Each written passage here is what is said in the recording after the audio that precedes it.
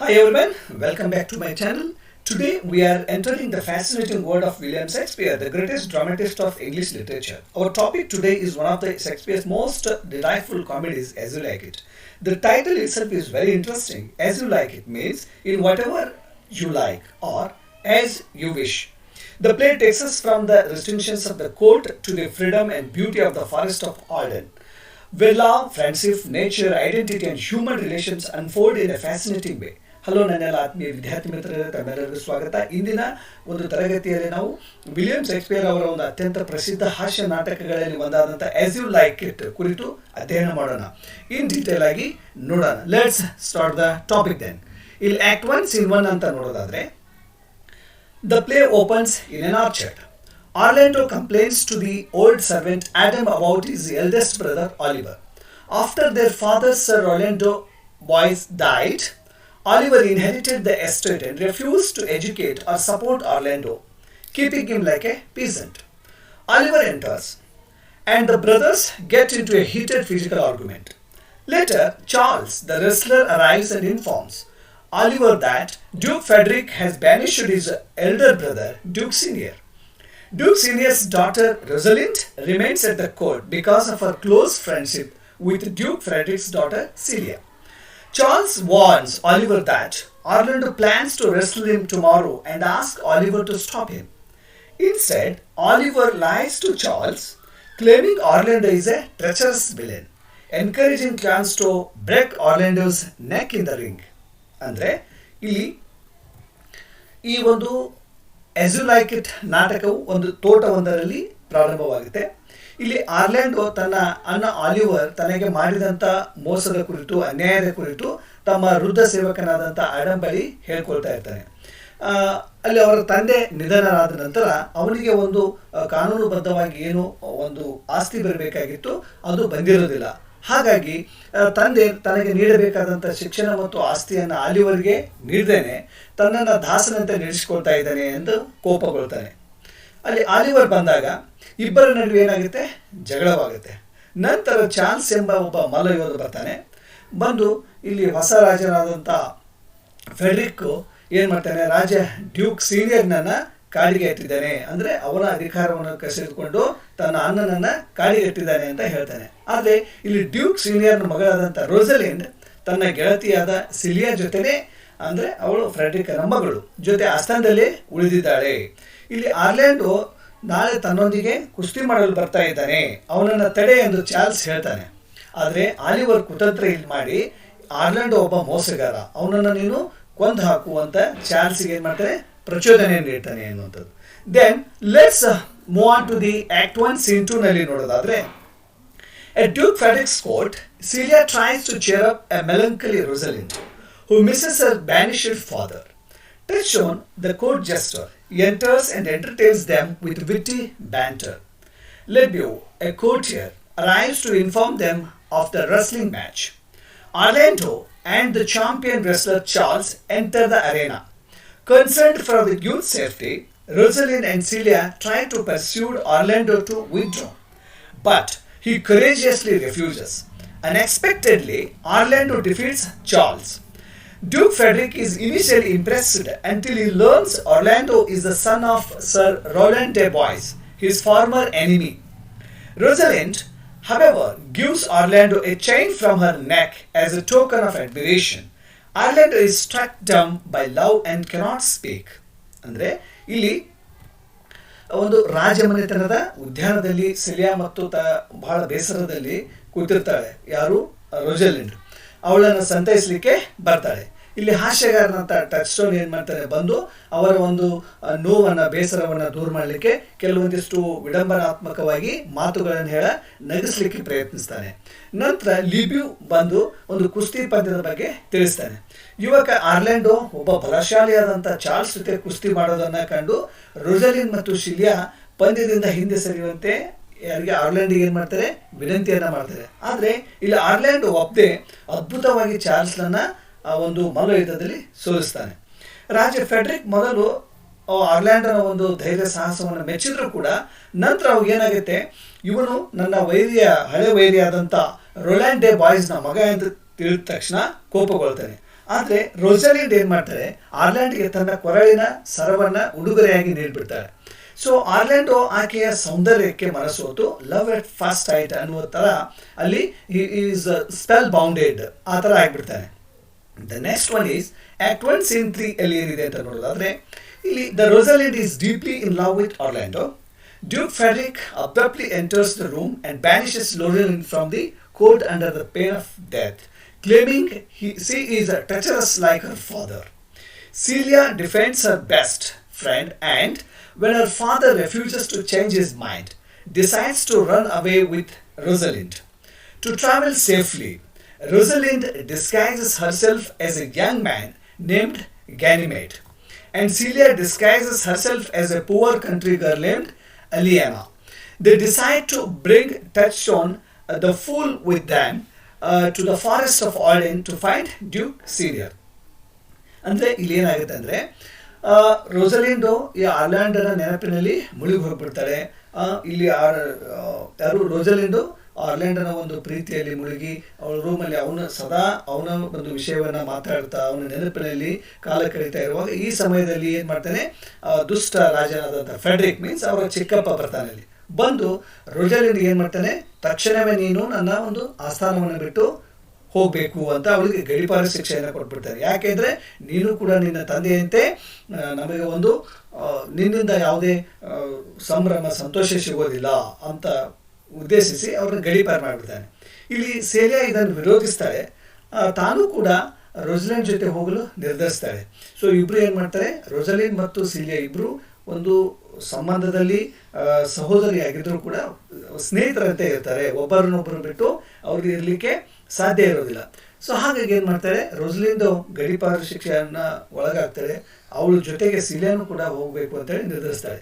ಹಾಗಾದರೆ ಯಾರಿಗೂ ಹೇಳದೆ ಕೇಳಿದ್ರೆ ಏನು ಮಾಡ್ತಾರೆ, ಆ ಒಂದು ಆಸ್ಥಾನವನ್ನು ಬಿಟ್ಟು ಹೋಗ್ತಾರೆ. ಹೋಗಬೇಕಾದ್ರೆ ಏನು ಮಾಡಬೇಕು, ತಮ್ಮ ಸೇಫ್ಟಿಗೋಸ್ಕರ ಅವರು ತಮ್ಮ ವೇಷವನ್ನು ಬದಲಿಸ್ತಾರೆ.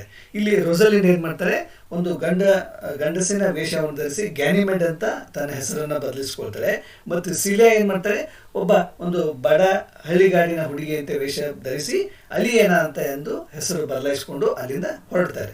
ಹೊರಡಬೇಕಾದ್ರೆ ಆ ಆಸ್ಥಾನದ ಜೋಕರ್ ಏನಿರ್ತಾನೆ ಟಚ್ಸ್ಟೋನ್, ಅವನು ಕೂಡ ತಮ್ಮ ಜೊತೆಗೆ ಅರಣ್ಯಕ್ಕೆ, ಒಂದು ಆರ್ಡೆನ್ ಅರಣ್ಯಕ್ಕೆ ಕರೆದುಕೊಂಡು ಹೋಗ್ತಾರೆ ಎನ್ನುವಂಥದ್ದು. Then okay, next act 2 scene 1 ಅನ್ನು ನೋಡೋದಾದ್ರೆ, ಇಲ್ಲಿ in the forest of Arden the banished Duke Senior reflects on the peacefulness of the nature compared to the corruption of the court. A lord describes the melancholy nature of Jacques, another banished noble, who, weeping over a wounded deer and criticizing human cruelty for invading the animal's habitat.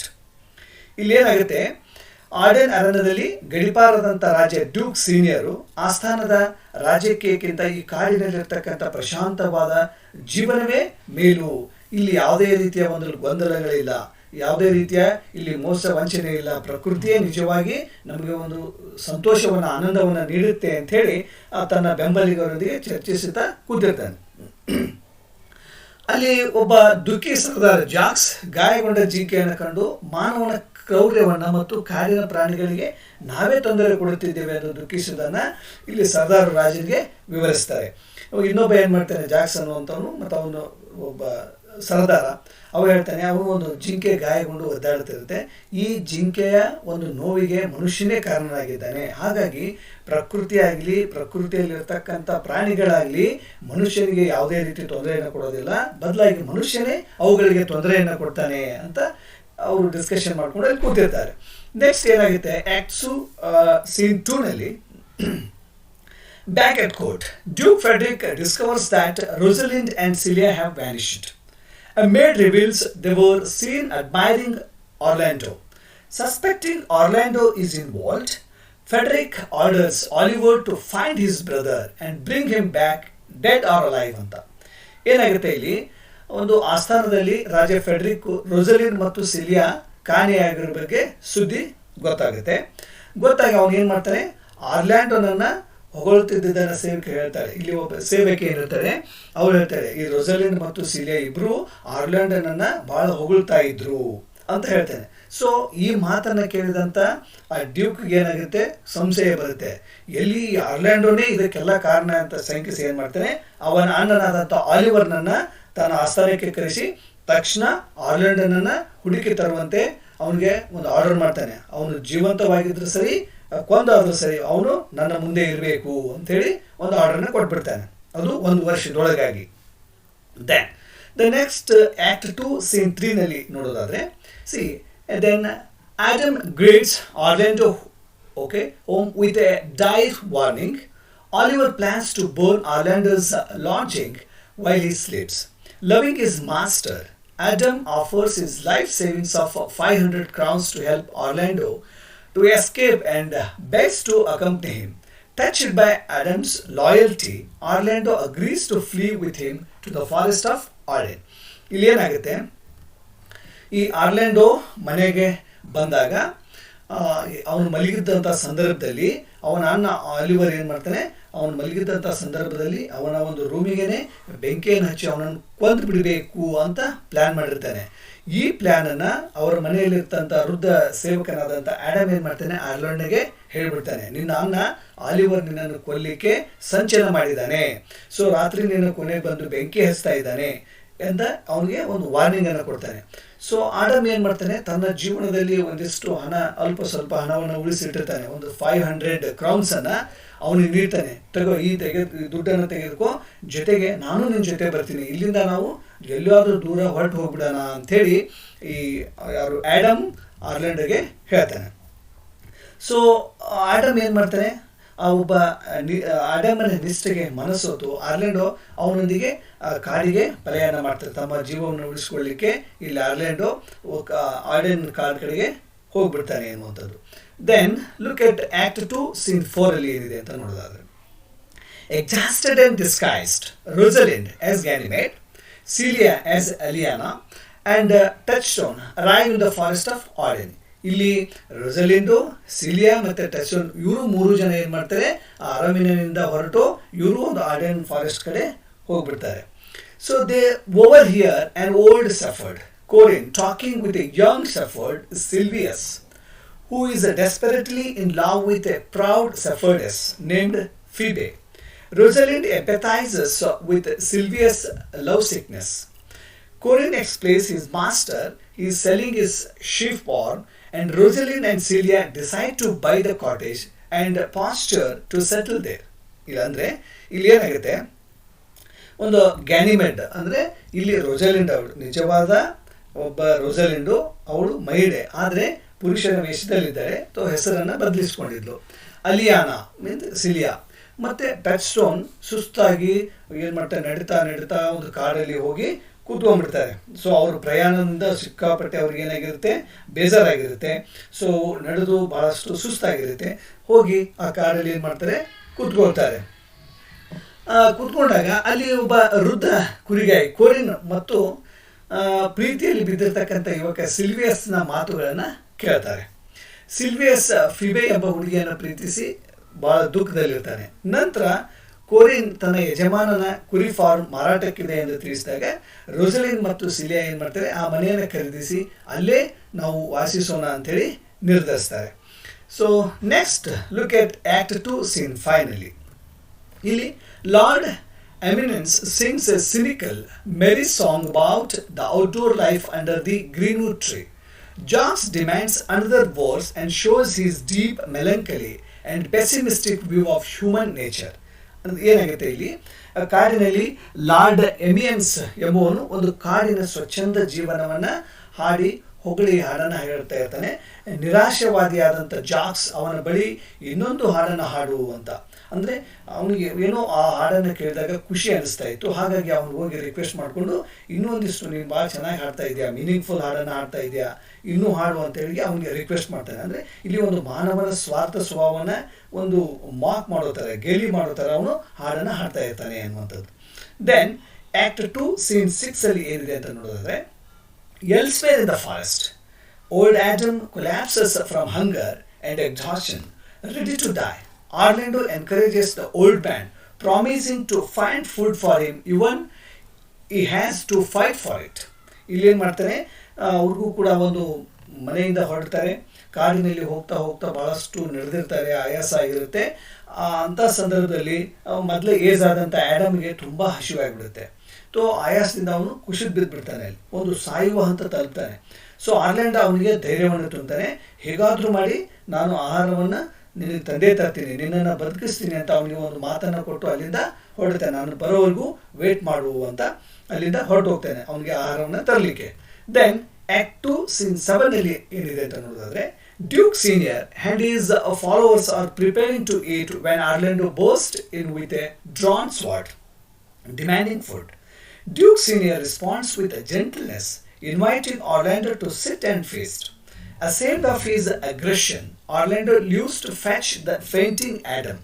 While he is gone, Jocks delivers his famous lines, "All the words is a stage." Okay, and all the men and women merely players. They have their exits and their entrances, and one man in his time plays many parts ಅನ್ನುವಂಥ ಒಂದು famous line ಹೇಳ್ತಾನೆ. ಅಂದರೆ ಇಡೀ ಜಗತ್ತೇ ಒಂದು ರಂಗಭೂಮಿ ಅಥವಾ ನಾಟಕ ಭೂಮಿ, ಇಲ್ಲಿರುವ ನಾವೆಲ್ಲ ಗಂಡಸರು ಮತ್ತು ಹೆಂಗಸರು ಕೇವಲ ಪಾತ್ರಧಾರಿಗಳಷ್ಟೇ. ಹೌದಾ? ಎಲ್ಲ ಪಾತ್ರಗಳಿಗೂ ಒಂದೊಂದು ಎಂಟ್ರೆನ್ಸ್ ಇದೆ, ಒಂದೊಂದು ಎಕ್ಸಿಟ್ ಇದೆ. ನಮ್ಮ ಒಂದು ಪಾತ್ರ ಬಂದಾಗ ಅದನ್ನು ನಿರ್ವಹಿಸಿ ನಾವು ಇಲ್ಲಿಂದ ಹೋಗಬೇಕು ಅನ್ನೋ ಅರ್ಥದಲ್ಲಿ ಈ ಒಂದು ಫೇಮಸ್ ಲೈನನ್ನು ಅವನು ಹೇಳ್ತಾನೆ. Okay, detailing the 7 ages of man, ಅಲ್ಲಿ ಕೂಡ ಒಂದು ಮನುಷ್ಯನ ಹುಟ್ಟಿನಿಂದ ಸಾವಿನವರೆಗೂ ಏನೆಲ್ಲ ಬದಲಾವಣೆಗಳಾಗ್ತವೆ, ಯಾವ್ಯಾವೆಲ್ಲ ಹಂತಗಳನ್ನು ಮನುಷ್ಯ ದಾಟ್ತಾನೆ ಅನ್ನೋದನ್ನು ಭಾಳ ಬ್ರೀಫ್ ಆಗಿ ಅವನು ಹೇಳ್ತಾನೆ. Then Orlando returns with Adam. ಇಲ್ಲಿ ಆರ್ಲ್ಯಾಂಡೋ ಹೋಗಿ ಆ್ಯಡಮ್, ಹಸಿವಿನಿಂದ ಬಳತಾಗಿರ್ತಕ್ಕಂಥ ಆ್ಯಡಮನ್ನು ಕರೆದುಕೊಂಡು ಬರ್ತಾನೆ. And the Duke Senior discovers Orlando is the son of his beloved old friend Sir Rowland de Boys. ಇಲ್ಲಿ ಅವ್ರು ವಾಪಸ್ ಬಂದು ಊಟಕ್ಕೆ ಕುಂತಾಗ ಗೊತ್ತಾಗುತ್ತೆ ಆರ್ಲ್ಯಾಂಡೋ ಒಬ್ಬ ಅವನ ಸರ್ ರೋಲ್ಯಾಂಡ್ ಡೆ ಬಾಯ್ಸ್ನ ಹಳೆಯ ಸ್ನೇಹಿತನ ಮಗನೇ ಅಂತೇಳಿ ಅವನಿಗೆ ಗೊತ್ತಾಗುತ್ತೆ. ವೆಲ್ಕಮಿಂಗ್ ದೆಮ್ ವಾರ್ಮ್ಲಿ, ಭಾಳ ಒಂದು ಆತ್ಮೀಯತೆಯಿಂದ ಖುಷಿಯಿಂದ ಅವನ್ನ ವೆಲ್ಕಮ್ ಮಾಡ್ತಾರೆ ಅನ್ನುವಂಥದ್ದು. Then as I explained, then let's move on to the act 3 scene 1. ಇಲ್ಲಿ ಡ್ಯೂಕ್ ಫೆಡ್ರಿಕ್ threatens Oliver.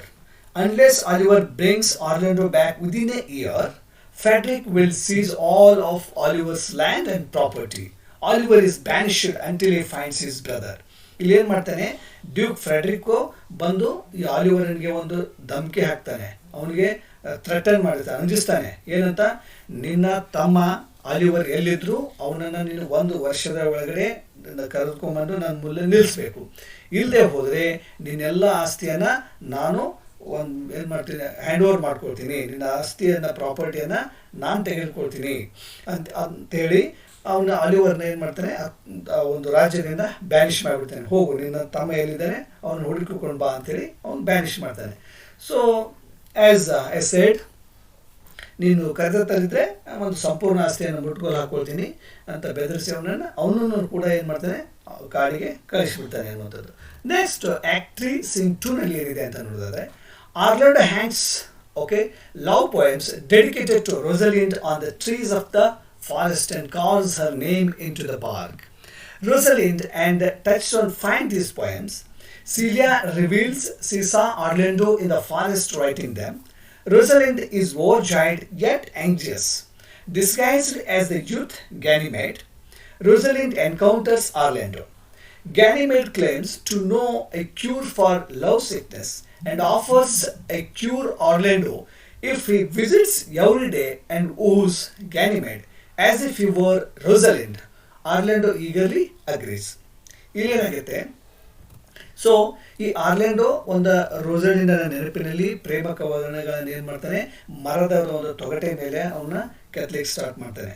ಇಲ್ಲಿ ರೋಸಲಿಂಡ್ ಮತ್ತು ಟಚ್ಸ್ಟೋನ್ ಈ ಕವನಗಳನ್ನು ಅವರು ಕಾರಲ್ಲಿ ಓಡಾಡ್ತಾ ಹಾಗೆ ಹೋಗ್ತಾ ಇರ್ಬೇಕಾದ್ರೆ ಮರದಲ್ಲಿ ಮೇಲೆ ಬರೆದಂಥ ಸಾಲುಗಳನ್ನು ಅವ್ರಿಗೆ ಓದ್ತಾ ಇರೋದು.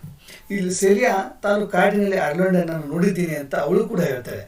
ಹಾಗಾಗಿ ರೋಸಲಿಂಡ್ಗೆ ಒಂದು ಅತ್ಯಂತ ಸಂತೋಷವಾಗುತ್ತೆ. ಅಂದರೆ ನನ್ನ ಆರ್ಲ್ಯಾಂಡೋ ಎಲ್ಲಿ ಹೋಗಿಲ್ಲ, ಅವನು ಕೂಡ ಇದೇ ಕಾರಲ್ಲಿ ಇದ್ದಾನೆ, ಇಲ್ಲೇ ಎಲ್ಲೋ ಇದ್ದಾನೆ, ಅವನಿಗೆ ನನಗೆ ಸಿಗ್ತಾನೆ, ನಾನು ಅವನನ್ನು ಭೇಟಿ ಆಗ್ತೇನೆ ಅನ್ನೋ ಒಂದು ಭರವಸೆ ಅವಳಿಗೆ ಮೂಡುತ್ತೆ. ಒಂದು ಪ್ರೇಮ ರೋಗಕ್ಕೆ ತನ್ನ ಬಳಿ ಔಷಧ ಇದೆ ಅಂತ ಹೇಳ್ತಾಳೆ. ನೀನು ಪ್ರತಿದಿನ ಬಂದು ನನ್ನ ಬಳಿ ನನ್ನನ್ನೇ ರೋಸ್ಲಿನ್ ಎಂದು ಭಾವಿಸಿ ಪ್ರೀತಿಸಬೇಕು ಅಂತ ಅವನಿಗೆ ಹೇಳ್ತಾಳೆ. ಆಗ ನಿನ್ನ ಪ್ರೇಮ ರೋಗ ಗುಣವಾಗುತ್ತದೆ ಎಂದು ಸವಾಲು ಹಾಕ್ತಾಳೆ. ಆರ್ಲ್ಯಾಂಡೋ ಇದಕ್ಕೆ ಒಪ್ಪಿಕೊಳ್ತಾನೆ.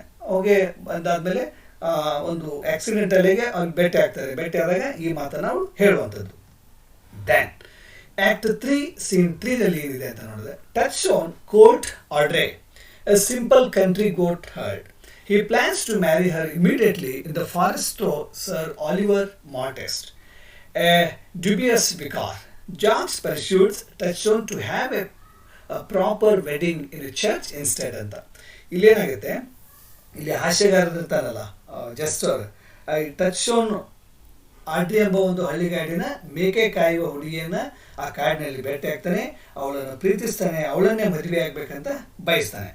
ಸೊ ಹಂಗಂದಾಗ ಒಬ್ಬ ಸಾಧಾರಣ ಪಾದ್ರಿ ಮೂಲಕ ಮದುವೆ ಆಗಲು ನೋಡಿದಾಗ ಜಾಕ್ಸ್ ಅವ್ರಿಗೆ ಏನು ಮಾಡ್ತಾನೆ, ತಡೆದು ಇದು ಸರಿಯಾದ ಒಂದು ವೇ ಅಲ್ಲ, ಸೊ ಹಾಗಾಗಿ ನೀವು ಮದುವೆ ಆಗೋದಾದರೆ ಪ್ರಾಪರ್ ಆಗಿ ಒಂದು ವೆಲ್ ಅರೇಂಜ್ಮೆಂಟ್ ಮಾಡಿಕೊಂಡು ಮದುವೆ ಆಗುವಂತ ಸಲಹೆ ನೀಡ್ತಾನೆ ಅಂತ.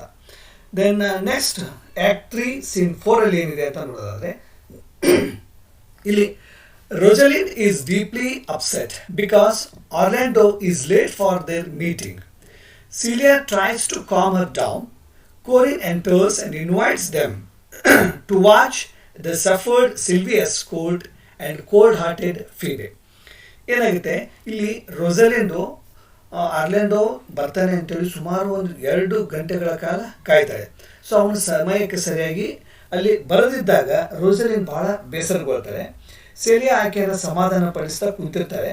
ಅಂಥ ಸಂದರ್ಭದಲ್ಲಿ ಇವ ಕೋರಿನ್ ಎಂಬ ಒಬ್ಬ ಕುಡಿಗಾಯಿ ಬರ್ತಾನೆ. ಬಂದು ಏನು ಮಾಡ್ತಾನೆ, ಇವ್ರು ಬೇಜಾರಲ್ಲಿ ಇದ್ದಿದ್ದು ನೋಡಿ ಆ ಕೋರಿನ್ ಇವ್ರಿಗೆ ಹೇಳ್ತಾನೆ, ಈ ಆಯಿತು ನಿಮ್ಮ ಒಂದು ಬೇಜಾರನ್ನು ಕಳೆಯುವಂಥ ಒಂದು ನಾನು ಸೀನನ್ನು ನಿಮಗೆ ತೋರಿಸ್ತೀನಿ ಬನ್ನಿರಿ ಇಲ್ಲಿ ಅಂತೇಳಿ ಕರ್ಕೊಂಡೋಗಿ ಏನು ಮಾಡ್ತಾನೆ, ಸಿಲ್ವಿಯಸ್ ಮತ್ತು ಫೀಬೆಯ ಪ್ರೇಮ ಸನ್ನಿವೇಶವನ್ನು ಅವ್ರು ನೋಡಲಿಕ್ಕೆ ಕರ್ಕೊಂಡು ಹೋಗ್ತಾನೆ.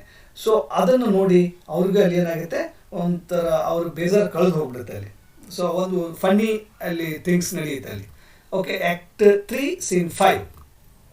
Silvius begs Phoebe for her love, but she cruelly rejects him.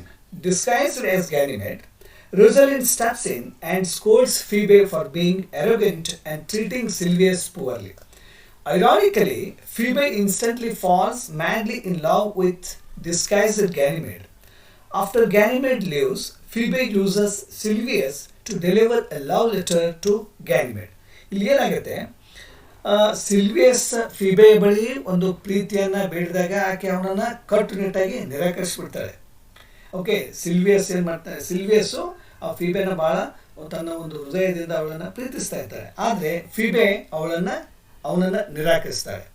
So ಇಲ್ಲಿ ಗ್ಯಾನಿಮೆಡ್ ಏನು ಮಾಡ್ತಾರೆ, ಮೀನ್ಸ್ ರೋಸಲಿಂಡ್ ಮಧ್ಯೆ ಪ್ರವೇಶಿಸಿ ಫಿಬೆಯ ಅಹಂಕಾರವನ್ನು ತರಾಟೆಗೆ ತಗೊಳ್ತಾಳೆ. ಏನು, ಆ ಸಿಲ್ವಿಯಸ್ಸು ನಿನ್ನನ್ನು ಬಹಳ ಒಂದು ಪ್ರಾಂಪ್ಟಾಗಿ ಪ್ರೀತಿಸ್ತಾ ಇದ್ದಾನೆ, ಅವನ ಪ್ರೀತಿಯನ್ನು ನೀನು ಒಪ್ಪಿಕೋ ಅಂತ ಇಲ್ಲಿ ರೋಸಲಿಂಡ್ ರಿಕ್ವೆಸ್ಟ್ ಮಾಡ್ತಾಳೆ ಫಿಬೆಗೆ. ಆದರೆ ವಿಚಿತ್ರವಂದ್ರೆ ಏನಾಗ್ಬಿಡುತ್ತೆ, ಇಲ್ಲಿ ಫಿಬೆ ಗಂಡಸಿನ ವೇಷದಲ್ಲಿದ್ದಂಥ ಗ್ಯಾನಿಮೆಡ್ನೇ ಪ್ರೀತಿಸಲಿಕ್ಕೆ ಪ್ರಾರಂಭಿಸಿಬಿಡ್ತಾಳೆ.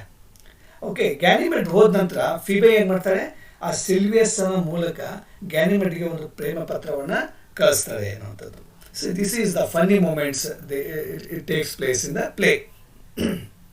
ದೆನ್ ಆಕ್ಟ್ 4 ಸೀನ್ 1ಅಲ್ಲಿ ಏನಾಗುತ್ತೆ ಅಂದರೆ, look at this one. Jacques talks with Ganymede about his melancholy nature. Orlando finally arrives 2 hours late.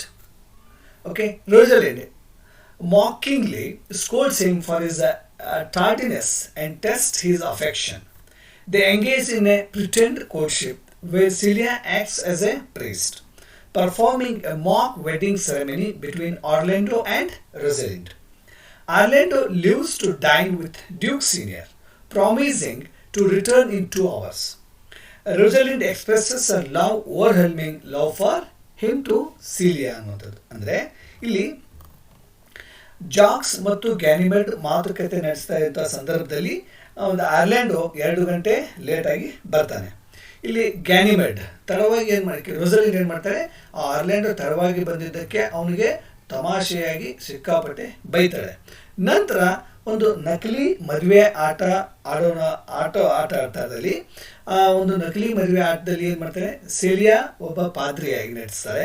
ಗ್ಯಾನಿಮೆಡ್ ಮತ್ತು ಆರ್ಲ್ಯಾಂಡೋಗೆ ಮದುವೆ ಮಾಡಿಸ್ತಾರೆ. ಅಲ್ಲಿ ಒಂದು ಲೈಕ್ ಮಕ್ಕಳು ಹೇಗೆ ಆಟ ಆಡ್ತವೆ ಆ ಥರದ್ದು. ಇಲ್ಲಿ ಆರ್ಲ್ಯಾಂಡೋ ರಾಜನ ಜೊತೆ ಊಟಕ್ಕೆ ಹೋಗಿ 2 ಗಂಟೆ ಇಲ್ಲಿ ಬದಲಾಗಿ ಹೇಳಿ ಬಂದಿರ್ತಾನೆ. ಸೊ ರೋಸಲಿಂಡ್ ಏನು ಮಾಡ್ತಾನೆ, ತನ್ನ ಒಂದು ಅಂದರೆ ಅವನು ಹೋಗ್ತಾನೆ.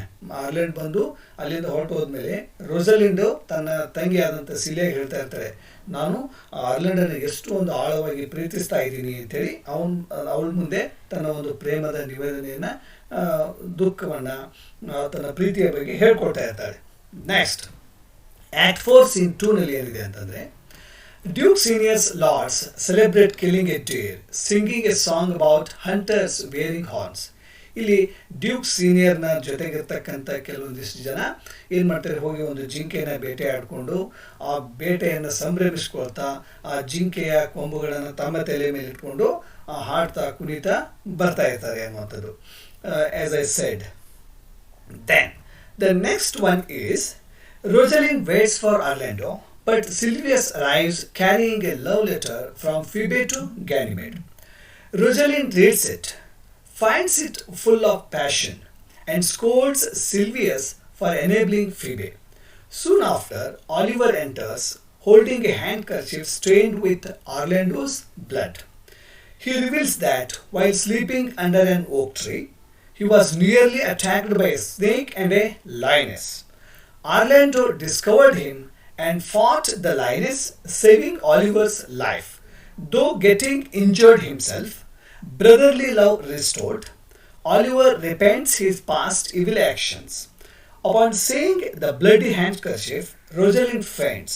Recovering, she insists her fainting was just a counterfeit.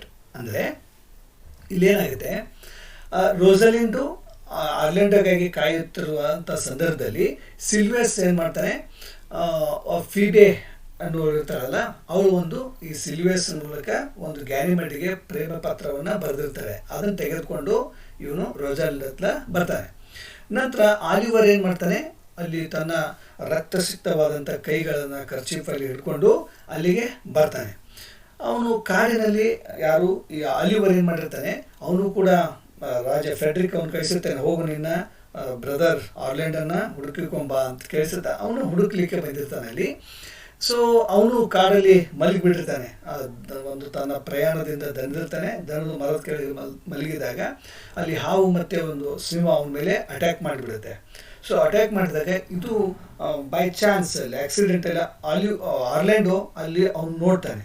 ನೋಡಿ ಅಯ್ಯೋ ಇದು ಹೀಗಾದರೆ ಈ ನನ್ನ ಅಣ್ಣನನ್ನು ಈ ಒಂದು ಲಯನಸ್ ಕೊಂದ್ಬಿಡುತ್ತೆ ಅಂಥೇಳಿ ಅವನನ್ನು ಎಬ್ಬಿಸಿ ಆ ಒಂದು ಸಿಂಹಿನ ಜೊತೆಗೆ ಏನು ಮಾಡ್ತಾನೆ, ಆರ್ಲ್ಯಾಂಡೋ ಹೋರಾಡಿ ತನ್ನ ಅಣ್ಣ ಆಲಿವರ್ನನ್ನ ಜೀವವನ್ನು ಉಳಿಸ್ತಾನೆ ಅಲ್ಲಿ. ಇದು ಎಲ್ಲವನ್ನು ಏನು ಮಾಡ್ತಾನೆ, ಆಲಿವರ್ ಬಂದು ರೋಸ್ಲ್ಯಾಂಡ್ ಮುಂದೆ ಹೇಳ್ತಾನೆ. ಇದರಿಂದ ಆಲಿವರ್ ಮನಸ್ಸು ಬದಲಾಗುತ್ತೆ, ತನ್ನ ತಪ್ಪಿನ ಅರಿವಾಗುತ್ತೆ ಅವನಿಗೆ. ನಾನು ನನ್ನ ತಮ್ಮನಿಗೆ ಮೋಸವನ್ನು ಮಾಡಿದ್ದೇನೆ, ವಂಚನೆ ಮಾಡಿದ್ದೇನೆ, ಆದರೂ ಕೂಡ ಅವನು ಅದನ್ನೆಲ್ಲವನ್ನು ಲೆಕ್ಕಿಸದೆ ನನ್ನ ಪ್ರಾಣವನ್ನು ಉಳಿಸಿದ್ದಾನೆ ಅಂಥೇಳಿ. ಅದಕ್ಕೆ ಹೇಳ್ತಾರೆ ನೋಡಿ, blood is thicker than water ಅನ್ನೋಂಥದ್ದು ಒಂದು ಮೀನಿಂಗ್ಫುಲ್ ವರ್ಡ್ ಅದು. ಇಲ್ಲಿ ಒಂದು ರಕ್ತದ ಹ್ಯಾಂಡ್ ಕರ್ಚೀಪನ್ನು ಕಂಡಂಥ ರೋಸಲಿಂಡ್ ಏನು ಮಾಡ್ತಾಳೆ, ಪ್ರಜ್ಞೆ ತಪ್ಪಿ ಬೀಳ್ತಾಳೆ. ಎಚ್ಚರಗೊಂಡ ನಂತರ ತಾನು ಬರೀ ಬರೀ ರಕ್ತ ನೋಡಿದ ತಕ್ಷಣ ನೀನು ಒಂದು ಏನು ತಲೆ ತಿರುಗಿ ಬಿದ್ದುಬಿಟ್ಟಿಯಲ್ಲ ಅಂತ ಕೇಳಿದಾಗ, ಇಲ್ಲ ನಾನು ಆ ಥರ ಆ್ಯಕ್ಟಿಂಗ್ ಮಾಡ್ತಾ ಇದ್ದೆ ಅಂತ ಅವಳು ಅದನ್ನು ಸಮರ್ಥನೆ ಮಾಡ್ಕೊಳ್ತಾಳೆ. ಸಿ ವಾಸ್ ರೆಡಿ ವಿಟ್ ಅಂತ. ರೋಸಲಿಂಡ್ ಇಲ್ಲಿ ಸಿ ವಾಸ್ ವೆರಿ ವಿಟಿ ಇರ್ತಾಳೆ, ಭಾಳ ಒಂದು ಬುದ್ಧಿವಂತೆಯಾಗಿ ಇರ್ತಾಳೆ. The main character of the story is Rosalind. Then act 5 scene 1 ಏನಾಗುತ್ತೆ, Touchstone and Audrey encounter William, a simple country fellow who is also in love with Audrey. ಇಲ್ಲಿ Touchstone uses complex logic and comedic threats to chase William away, securing Audrey for himself. ಇಲ್ಲಿ ಒಂದು ವಿಚಿತ್ರವಾದ ಘಟನೆ ನಡೆಯಿತು. ಏನಾಯಿತು ಅಂತಂದರೆ, ಈ ಟಚ್ಸ್ಟೋನ್ ಏನು ಮಾಡ್ತಾನೆ, ಒಬ್ಬ ಟಚ್ಸ್ಟೋನ್ ಮತ್ತು ಆಡ್ರಿ ಕಾಡಿನಲ್ಲಿ ವಿಲಿಯಂ ಎಂಬ ಒಬ್ಬ ಹಳ್ಳಿಗನನ್ನು ಭೇಟಿ ಆಗ್ತಾರೆ. ಆ ವಿಲಿಯಂ ಕೂಡ ಆಡ್ರಿಯನ್ನು ಪ್ರೀತಿಸ್ತಾ ಇರ್ತಾನೆ. ಓಕೆ, ಸೊ ಇಲ್ಲಿ ಟಚ್ಸ್ಟೋನು ಆ ಆಡ್ರಿಯನ್ನು ಪ್ರೀತಿಸ್ತಾ ಇರ್ತಾನೆ, ವಿಲಿಯಮ್ನು ಕೂಡ ಅವಳನ್ನೇ ಪ್ರೀತಿಸ್ತಾರೆ. ಹಾಗಾಗಿ ಟಚ್ಸ್ಟೋನ್ ಹೇಗಾದರೂ ಮಾಡಿ ಈ ವಿಲಿಯಮ್ನನ್ನು ಓಡಿಸ್ಬೇಕು ಅಂತೇಳಿ ಅಲ್ಲಿ ಒಂದು ಬುದ್ಧಿವಂತಿಕೆಯಿಂದ ಯೂಸ್ ಮಾಡಿ ಅವನಿಗೆ ಭಾಳಷ್ಟು ಏನು ಮಾಡ್ತಾನೆ, ಮಾತಲ್ಲಿ ಬೈತಾನೆ. ಸೊ ಅಲ್ಲಿ ಡೈಲಾಗ್ಸನ್ನು ಹೇಳ್ತಾನೆ. ಹೇಗೆ ಅಂತಂದರೆ, like the fool does not think is wise but the wise man knows himself to be a fool ಅಂತ. ಅಂದರೆ ಇಲ್ಲಿ ಮೂರ್ಖನಾದವನು ತಾನು ಅತ್ಯಂತ ಬುದ್ಧಿವಂತ ಎಂದು ಭಾವಿಸ್ತಾನೆ, ಆದರೆ ನಿಜವಾದ ಬುದ್ಧಿವಂತ ತಾನಿನ್ನೂ ಮೂರ್ಖ, ಅಂದರೆ ನಾನು ಇನ್ನೂ ಕಲಿಯೋದು ಸಾಕಷ್ಟಿದೆ ಎಂದು ತಿಳಿದಿರ್ತಾನೆ. ಹೀಗೆ ಒಂದಿಷ್ಟು ಭಾಳ ಬುದ್ಧಿವಂತಿಕೆಯಿಂದ ಕೂಡಿದ ಮಾತಿನಿಂದ ಆ ವಿಲಿಯಮನನ್ನು ಅವನಿಗೆ ಭಾಳ ಅಲ್ಲಿ ಹ್ಯುಮಿಲಿಯೇಟ್ ಮಾಡಿ, ಅವನಿಗೆ ಒಂದು ಅಪಹಾಸ್ಯ ಮಾಡಿ ಅಲ್ಲಿಂದ ಓಡಿ ಹೋಗುವಂತೆ ಮಾಡಿಬಿಡ್ತಾನೆ. The next one, act 5 scene 2 ನಲ್ಲಿ ಏನಿದೆ ಅಂತ ನೋಡಿದ್ರೆ, Oliver tells Orlando that he has fallen head over heels in love with Aliana. Okay, that is Celia in disguise, and that they plan to marry tomorrow. Orlando is happy for his brother, but grieves his own longing for Rosalind. That is, Ganymede promises Orlando that using magic learned from an uncle, Ganymede will make the real Rosalind appear tomorrow, so Orlando can marry her. Then Rosalind also makes Phoebe promise that if Phoebe refuses to marry Ganymede, she must marry Silvius ಅಂತ. ಅಂದರೆ ಇಲ್ಲಿ ಏನಾಗುತ್ತೆ, Oliver ತಾನು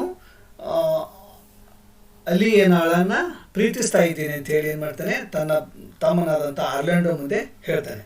ಆ ಮಾತನ್ನು ಕೇಳಿದಂಥ ಆರ್ಲ್ಯಾಂಡೋಗೆ ಒಂದು ಕಡೆ ಖುಷಿ ಆಗುತ್ತೆ, ಇನ್ನೊಂದು ಕಡೆ ದುಃಖ ಆಗುತ್ತೆ. ಯಾಕಂದರೆ ಇಲ್ಲಿ ಆರ್ಲ್ಯಾಂಡೋ ರೋಸ್ಲಿನನ್ನು ಬಹಳಷ್ಟು ಪ್ರೀತಿಸ್ತಾ ಇರ್ತಾನೆ, ಆದರೆ ಅವನ ಎದುರಿಗೆ ಇದ್ದರೂ ಕೂಡ ಇವನು ಅವಳನ್ನು ಗುರುತಿಸೋದಿಲ್ಲ.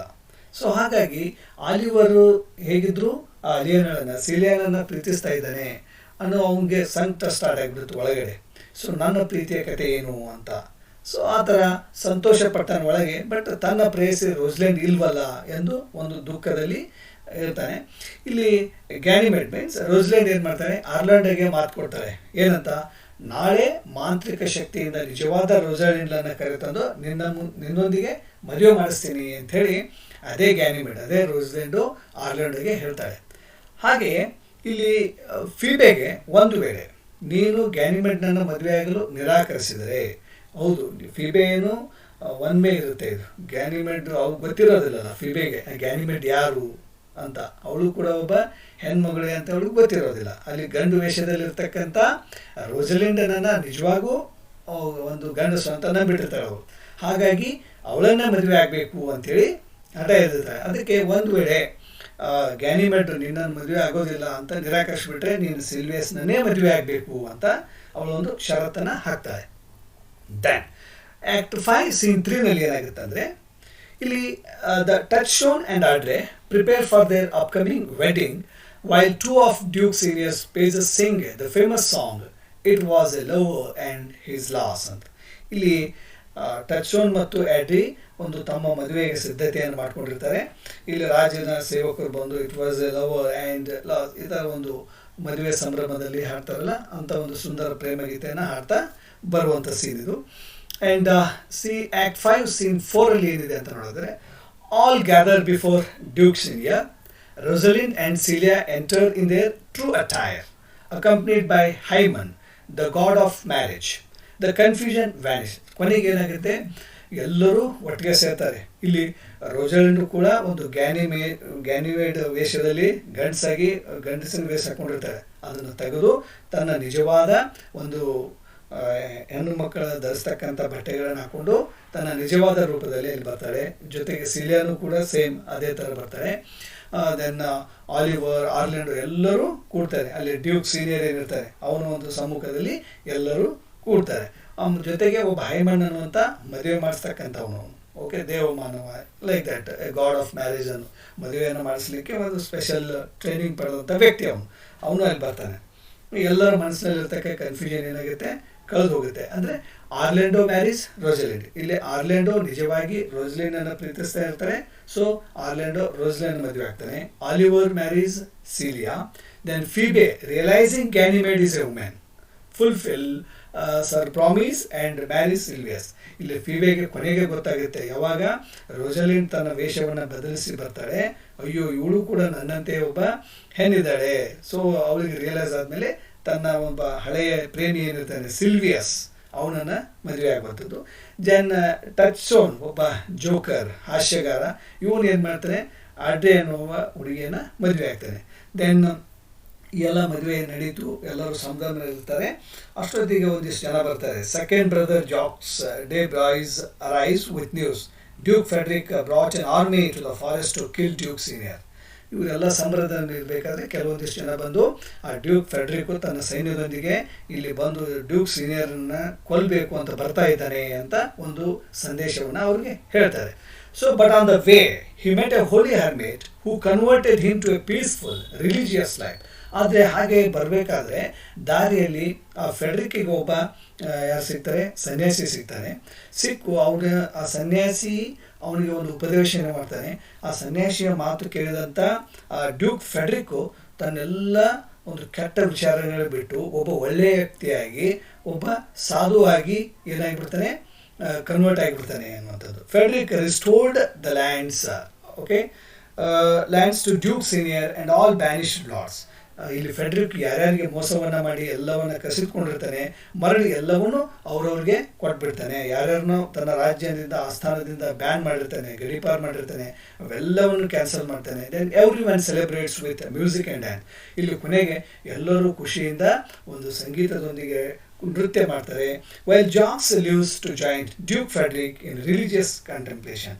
ಜೊತೆಗೆ ಏನಾಗ್ತದೆ, ಈ ಡ್ಯೂಕ್ ಫ್ರಿಡ್ರಿಕ್ ಅನ್ನೋನು ಎಲ್ಲವನ್ನು ತೊರೆದು ಒಬ್ಬ ಸನ್ಯಾಸಿಯಾಗಿ ಧರ್ಮ ಬೋಧನೆಯನ್ನು ಮಾಡ್ತಾ ಜನರಿಗೆ ಒಂದು ಒಳ್ಳೆಯ ಮಾರ್ಗದಲ್ಲಿ ನಡೆಯಿರಿ ಅನ್ನೋ ಒಂದು ನೀತಿ ತತ್ವ ಬೋಧನೆಯನ್ನು ಮಾಡ್ತಾ ತನ್ನ ಜೀವನವನ್ನು ಮುಂದುವರಿಸ್ತಾನೆ ಅನ್ನುವಂಥದ್ದು.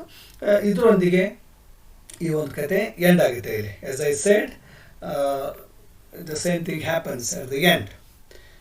ಸೊ ಇದಿಷ್ಟು ಸ್ನೇಹಿತರೆ, I have given you the best summary of the comedy play as you like it. If you like the video, please subscribe, like, comment and share the video with your friends. Till then, take care. Thank you.